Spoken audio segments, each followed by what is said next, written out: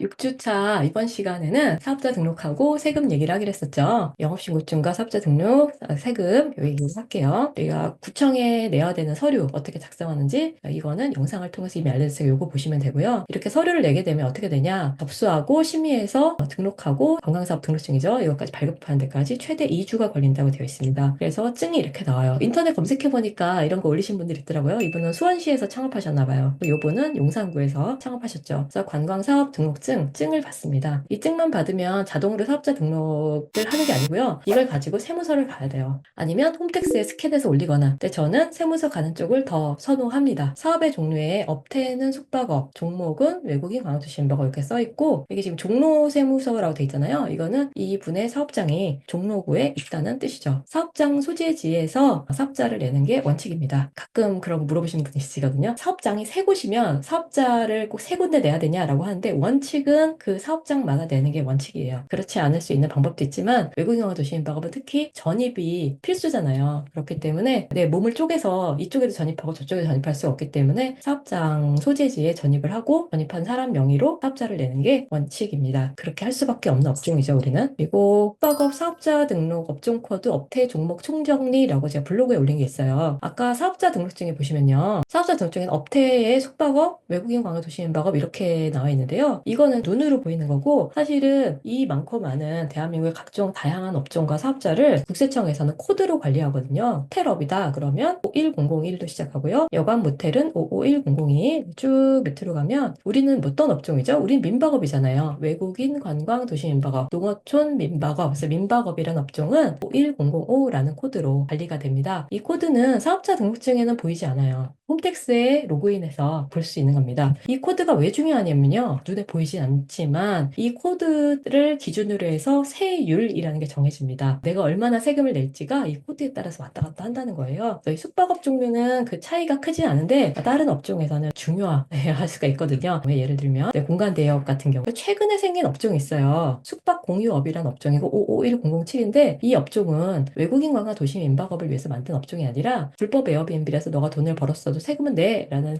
식으로 국세청에서 세금을 부과하기 위해서 만든 코드입니다. 여러분이 혹시 홈택스에서 셀프로 하실 때는 551007이 아니라 민박업 이걸로 사업자 등록을 하시기 바래요. 물론 세무서에 가면 알아서 잘 해주실 겁니다. 사업자 등록의 의미는 내가 얼마를 번다는 거를 나라에 알리고 세금을 내는 거예요. 그래서 사업자 등록을 하는 순간 우리는 세금이라는 거와 딱 맞닥뜨리게 되는 거죠. 직장인일 때는 소득이 투명하게 오픈되잖아요. 알아서 뛰어가. 연말정산에서 뭐 조금 더 뛰어가기도 하고 뭐 돌려주기도 하고 이러기도 하죠. 근데 사업자의 세금은 철저하게 자기가 얼마를 버는지는 나라에 본인이 밝혀야 돼요. 그다음에 세금을 내고 이런 과정입니다. 그래서 외국인 관광 도시민박업 사업자가 내야 되는 세금은 크게 두 가지가 있어요. 부가세 그리고 종합소득세. 두 가지의 공통점은 신고 후 납부입니다. 신고 후 납부라는 거는 알아서 고지서가 날아오지 않는다는 뜻이에요. 자동차세나 계산세 이런 거는 알아서 고지서가 날아오죠. 너가 소유한 부동산에 대해서 세금 얼마야, 몇 월 며칠까지 내 이렇게 날라오는데 부가세와 종합소득세의 특징은 절대 자동으로 고지서가 날아오지 않아요. 제가 이 말씀 왜 드리냐면 어떤 분이 내가 몇 년 동안 에어비앤비를 했는데 그동안 세금 내라고 고지서 날아온 적 한 번도 없었어요 이러셨거든요. 이거는 자동차세나 재산세가 아니에요. 내가 얼마를 벌었는지를 밝히고 거기에 대해서 세금을 내는 겁니다. 이 신고 후 납부라는 거는 어떤 의미냐면 국세청이 너를 두 번 혼낼 수 있어 이런 뜻이에요. 신고를 제대로 안 하잖아요. 그럼 신고 안 했다, 신고를 늦게 했다 이렇게 해서 또 가산세를 때려요. 납부를 안 하잖아요. 아니면 납부를 늦게 하잖아요. 그러면 납부 안 했다, 납부 늦게 했다 이런다고 또 가산세를 때려요. 그러니까 신고 후 납부라는 의미는 한 번 혼나고 두 번 혼나고 두 번 혼날 수 있다. 뭘로 혼나죠? 돈으로 혼나죠. 세금으로 혼날 수 있다라는 얘기예요. 부가가치세 얘기를 해야 되는데요. 오늘은 부가가치세만 얘기할 건 아니어서 초보 사장님을 위한 부가가치세 자세하게 쉽게 풀어서 설명을 드린 영상이 있어요. 그거는 멤버십 가입하면 보실 수 있으니까 꼭 보시기 바래요. 멤버십 가입하는 방법 아시죠? 술안주인장 채널에서 가입 버튼 누르시면 되는데요. 이게 아이폰에서 볼 때는 버튼이 또 안 보인다고 그러신 분도 있으시더라고요. 핸드폰에서 만약에 가입이 잘 안 된다 그러면 PC에서 가입을 하시면 되겠습니다. 이전에 라이브 했던 영상 다 보실 수 있고요. 사업자의 구분이라는 큰 틀로 보면요. 과세 사업자와 면세 사업자가 있어요. 이 과세라는 거는 세금을 낸다는 얘기고 면세라는 거는 세금을 면제해 준다는 얘기잖아요. 그래서 모든 세금을 안 내도 된다는 뜻이 아니라 이 과세와 면세의 기준은 부가세예요. 아까 제가 부가세 말씀드렸죠. 부가세를 내야 내야 되는 사업자가 과세 사업자, 부가세를 안 내도 되는 사업자가 면세 사업자 이렇게 생각하시면 되겠습니다. 거의 대부분의 상품과 서비스에 다 부가세가 포함되어 있습니다. 면세라는 부가세가 포함되지 않은 거는 아주 일부에 아주 우리 생활에 꼭 필요하다고 생각하는 것만 부가세가 붙지 않는데요. 예를 들면 외도민하기 위해서 집을 구했잖아요. 그럼 집의 월세에는 부가세가 붙나요? 안 붙나요? 안 붙어요. 왜냐면 우리가 구한 거는 주택이잖아요. 우리는 상가에서 창업하는 거 아니거든요. 그래서 주택의 임대료에는 부가세가 붙지 않아요. 사람이 집 없이 어떻게 살아요? 길바닥에서 먹고 살 수 없잖아요. 그래서 반드시 필요하기 때문에 주택 임대료에는 부가세가 붙지 않습니다. 또 어떤 거 있을까요? 가스비, 또 전기요금 이런 거 내잖아요. 거기에 다 부가세 붙어 있거든요. 근데 수도요금에는 부가세가 붙지 않습니다. 왜? 우리가 물 없이 살 수 없잖아요. 전기나 가스는 없어도 되지만 물은 반드시 필요하다고 생각하기 때문에 거기엔 부가세가 붙지 않아요. 우리는 숙박 서비스를 팝니다. 숙박은 부가세가 붙어요. 필수적인 건 아니잖아요. 그래서 우리는 과세사업자입니다. 과세사업자는 일반 과세자와 간이 과세자 이렇게 나눠지거든요. 그건 여러분이 사업자 등록을 할 때 선택하게 되어 있어요. 잘 모르겠다. 나는 조그맣게 시작하는 거다. 라고 하면 간이 과세자라고 시작하라고 말씀을 드립니다. 간이 과세자의 기준은요. 매출 기준이에요. 매출이란 게 뭐죠? 우리가 금을 받는 숙박비를 매출이라고 그러죠. 그 숙박비에서 인건비도 빼고 월세도 빼고 뭐 전기요금, 가스요금, 통신비 다 빼고 난 나머지는 우리의 순수익이고요. 그게 아니라 매출, 입금되는 숙박비 기준으로 1억 400만 원 기준, 게 2024년 작년에 기준이 높아졌어요. 그래서 어지간하면 저는 다 간이과세자가 될 거라고 생각을 합니다. 그리고 간이과세자의 기준에 들어가지 않으시는 분도 매출을 이렇게 줄이셔가지고 간이과세자 기준에 들어가려고 하시죠. 간이과세자가 되면 뭐가 좋냐고요? 부가세는 1년에 한 번만 내요. 일반 과세자는 2번 내야 되는데. 그리고 확실히 부가세를 적게 냅니다. 요거는 이렇게 블로그에 계산한 게 있는데요. 저 같은 일반 과세자보다 간이과세자는 거의 5분의 1, 6분의 1 수준으로 아니 거의 안 내거나 굉장히 적게 낼 수 있습니다. 그러면 일반 과세자냐 간이과세자냐를 두고 볼 때 무조건 간이과세자가 좋은 걸까요? 꼭 그렇지만 않다라는 거죠. 제 블로그에 올린 적이 있었는데요. 요 이제 유튜브 영상을 제가 다시 해설을 한 거예요. 이분은 한국공인회계사회 회계사님이세요. 공인회계사회 공식 유튜브 채널에서 일반과세, 간이과세 설명하고 간이과세자라고 꼭 세금 적게 내는 거 아니다라는 영상을 만들어서 올리신 거죠. 우리가 유튜브에 찾아보면 이런 좋은 영상들이 얼마나 많은지 몰라요. 세금 공부를 별도로 하기보다 유튜브에만 찾아봐도 회계사, 세무사 이런 전문가 분들이 해설해 놓은 영상들이 엄청나게 많습니다. 근데 문제는 이분들이 예를 드는 게 항상 음식점이에요. 왜냐면 우리가 자영업자 하면 딱 떠오르는 게 음식점이라서 그런가 봐요. 우리는 또 숙박업이라서 음식점이랑 똑같은 점도 있지만 또 다른 점도 있잖아요. 그래서 이걸 한 번 더 응용을 해서 생각을 해야 되니까 좀 어렵습니다. 그래서 저도 이 블로그에서 이분 영상을 숙박업 기준으로 이제 해설을 해놓은 거예요. 이분은 주변에 간이과세자를 하지 말라고 권한대요. 식당을 예를 들었는데 식당에 인테리어비를 안 드릴 수가 없잖아요. 인테리어비를 드렸을 때 이 부분에 대해서 간이과세자는 돌려받는 돈이 없고요. 일반 과세자는 부가세 91만 원을 돌려받으니까 일반 과세자가 이득이고 간이과세자가 손해다. 그래서 웬만하면 자기는 하지 말아라 라고 주변에 권한다 라고 말씀하시는 거예요. 이거를 보려면 매입 부가세, 매출 부가세 이걸 설명해야 되는데요. 조금 이따가 말씀드릴 거고요. 지난 시간에 또 이 마당에 풀장이 있는 이런 단독주택도 외국인 관광 도시민박업이다 라고 보여드렸죠. 여기 같은 경우에 공사비가 굉장히 많이 들었겠죠. 딱 봐도 느낌 오시죠? 이런 데는 간이과세자가 아니라 일반 과세자를 하는 게 유리해요. 이 공사비에 부가세가 항상 붙잖아요. 그러니까 인테리어 공사비가 제가 그때 듣자니 거의 2억 거의 쓰셨더라고요. 2억이면 부가세 2천만 원 이렇겠죠. 2천만 원을 환급을 돌려받을 수 있는 거예요. 그러면 하셔야겠죠. 또 다른 데 홍대에 있는 게스트하우스 말씀이었죠. 거의 실내 내부가 우리 일반 가정집이랑 별 차이가 없고 그냥 원목 2층 침대 있고 그 내가 창업 비용 자체가 많이 안 들었어. 이러면 간이과세자가 유리합니다. 간이과세자가 항상 유리한 건 아니다. 내가 창업 비용을 돌려받고 싶다면 많이 들었다라고 하면 간이과세자가 아니라 일반 과세자로 하는 게 유리하다라는 말씀을 드리겠습니다. 간이과세자의 또 엄청난 장점이 있는데요. 연 4,800만 원 아래면 부가세를 아예 안 내요. 이게 되게 장점이죠. 근데 진짜 중요한 게 있는데요. 중요.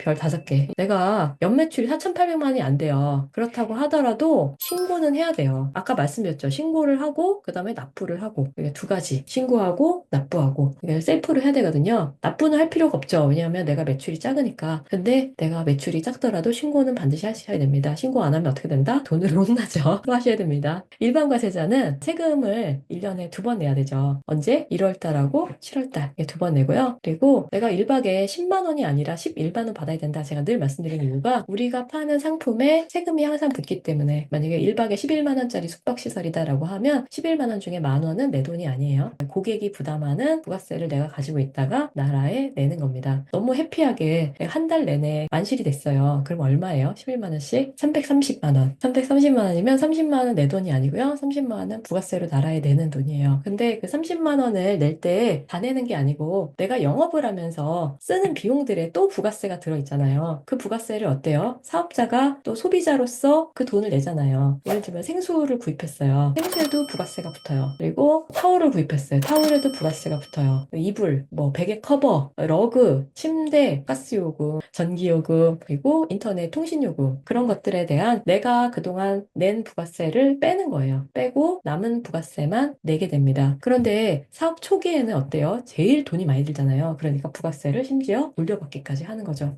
그게 일반 과세자입니다. 그리고 종합소득세 얘기로 넘어갈게요. 부가세는 세율은 동일해요. 내가 1박에 11만 원짜리 방을 팔면 11만 원 중에 만 원이 부가세이고요. 1박에 100만 원이 넘는 독채 숙소도 있잖아요. 내가 110만 원짜리 독채 숙소를 판다라고 하면 110만 원 중에 10만 원이 부가세인 거예요. 부가세는 내가 매출이 뭐 1000만 원이든 1억이든 10억이든 사업자가 내야 되는 부가세율은 동일합니다. 근데 종합소득세는 보시다시피 세율이 점프 해가지고요. 내가 많이 벌면 많이 벌수록 세율도 높습니다. 과세표준이 1,400만 원 이하면 세율 6%의 세금을 내면 되는데 과세표준이 만약에 1억이 넘어가잖아요. 1억 4천만 원이다. 그러면 세율이 35%로 올라갑니다. 그러니까 많이 벌면 많이 벌수록 세금을 더 많이 내게 되는 구조예요. 이 종합소득세는 그렇습니다. 내가 예를 들면 연봉 1억이에요. 연봉 1억이면 8,800만 원에서 1억 5천만 원 구간에 들어가서 나는 세율이 35%인가? 아닌 거 아시죠? 연봉이 1억이라도 거기서 의료비 쓰죠. 교통카드도 쓰죠. 부모님 부양하죠. 공제받는 게 여러 가지가 있잖아요. 등등등 해서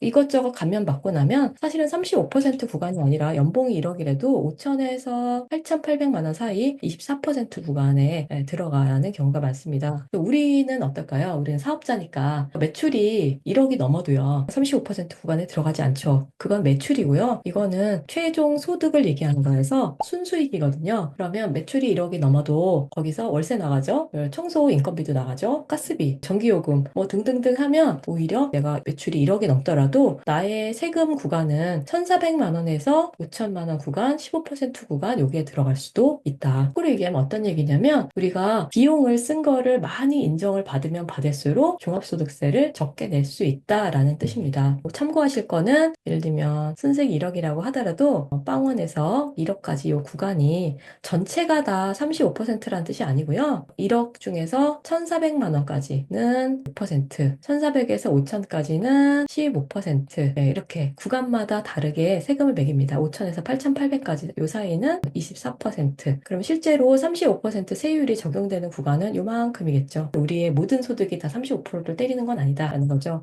많이 벌면 많이 벌수록 세율이 높아집니다. 거의 그래서 소득이 10억 원 초과하면 세율이 45%잖아요. 거의 절반을 세금으로 뛰어가는 거죠. 종합소득세는 항상 건강보험료하고 연동이 됩니다. 많이 벌면 많이 벌수록 건강보험료가 많이 나가기 때문에 건강보험료까지 뭐 생각하면 버는 돈의 절반이 넘게 다 세금과 이런 걸 다 뜯어간다고 생각하시면 되겠죠. 종합소득세라는 거는 소득이 여러 개가 있잖아요. 그걸 종합적으로 세금을 매긴다 이런 뜻이거든요. 급여소득, 회사 다니면서 받는 월급 있죠. 그리고 주식 투자를 해서 내가 또 배당소득도 있을 수 있잖아요. 아니면 뭐 연금소득 뭐 이런 것들을 다 합쳐가지고 세금을 때리겠다라는 얘기거든요. 그러면 여러분이 회사를 다니면서 버는 돈이 있고 거기 또 외국인 관광 도시인박업을 해서 돈을 또 벌잖아요. 그러면 기존 소득에 나머지 소득이 더해지는 거예요. 예를 들면 회사에서 버는 급여소득이 있다 그러면 여기 이거 연봉이라고 할게요. 연봉이라고 하면 안 되지만 여기서는 뭐 이것저것 다 빼지만 하여튼 회사에서 받는 연봉에다가 외국인 관광 도시인박업을 해서 버는 돈이 더해지는 거예요. 그럼 아까 제가 구간마다 다르다 그랬죠. 회사에서 버는 돈에서 부양가족 공제, 뭐 의료비 공제, 뭐 등등등 공제 다 받고 나서 최종 급여 소득에다가 이걸 더하는 거예요. 그걸 다시 해서 1,400만 원까지는 6%, 1,400에서 5천까지 5천까지는 25%, 5천에서 8,800까지는 24%, 그리고 8,800에서 1억 요 사이는 또 35% 이런 식으로 세율을 계산식을 넣어서 종합소득세를 이어가게 됩니다. 종합소득세는 1년에 한 번 내는데요. 매년 1월 1일부터 12월 말일까지 번 돈을 다 합쳐서 매년 그 다음 해 5월에 신고를 하고 납부를 하게 됩니다. 이거는 간이과세자든 일반 과세자든 과세사업자든 면세사업자든 직장인은 연말정산 한 번으로 해결되는데 여러분이 또 추가로 지금 수입이 생기신 거잖아요. 이 사업소득 생긴 거에 대해서는 5월 달에 신고를 하셔야 됩니다. 우리가 매출이 1억이라고 해도 이래저래 비용 다 쓰고 나서 이게 다 8천만 원이 비용이에요. 그러면 나는 2천만 원에 대해서만 세금을 내면 되잖아요. 그래서 비용을 인정받는 게 중요합니다.